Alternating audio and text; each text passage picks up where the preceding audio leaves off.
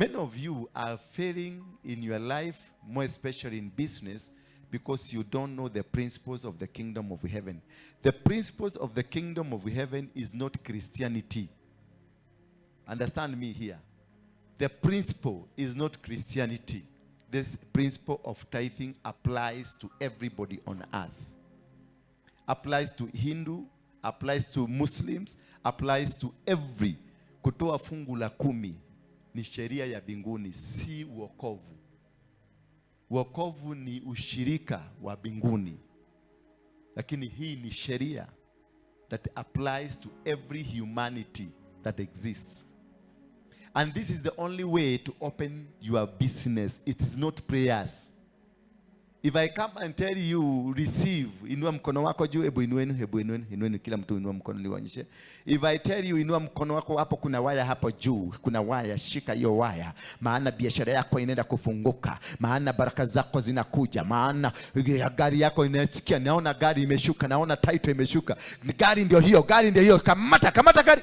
Sasa nataka nikuulize, ni nani aliwacha gari yake kwa barabara? No, I have to tell you. Chukua gari yao. Ni gari nani ameabado ni gari yake ndio nikwambia wewe ukachukue. There is no gari kama ni kununuliwa iko Japan, imetengenezwa na Mjapanese.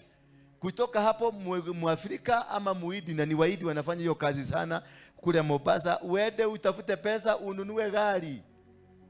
Hakuna gari imewachwa kwa barabara na mtu, na ukipatikana na gari ya wenyewe utapelekwa polisi. But that is why all cars are numbered.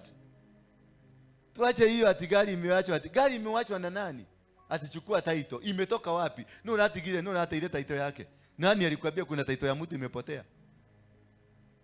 Hallelujah. Those kind of miracles muachane nazo. Find a way. I will teach you how to get into that car. I will teach you how to get into that land. Because the land must be bought. The car must be bought. By what? By money. All a person kama wewe ukuje uniambie chukua hii kifunguo ya gari. There are two ways. Lakini si kawaida ati nikwambie na afu chairman hawa wazee wa kanisa walafu wakwambie wazee wote tunakutana kwa ile. Na wamama watakutana kwa ile. Sasa mkienda huko kufika ni nini? Sajada namba 1. Tununulie pastor wetu gari. Mbona pastor wenu mbona hakuguza hiyo waya? Mbona yeye pastor hakuguza hiyo waya? Ama waendeshaji gari ambazo zimekuwa abandoned. So this one will show me. Nikiangalia nitajua tulianza na wewe ukatoa tithe ya shilingi 10. Ukapanda ukatoa 20. Ukapanda ukatoa 100. That is progress. Nitakuunderstand.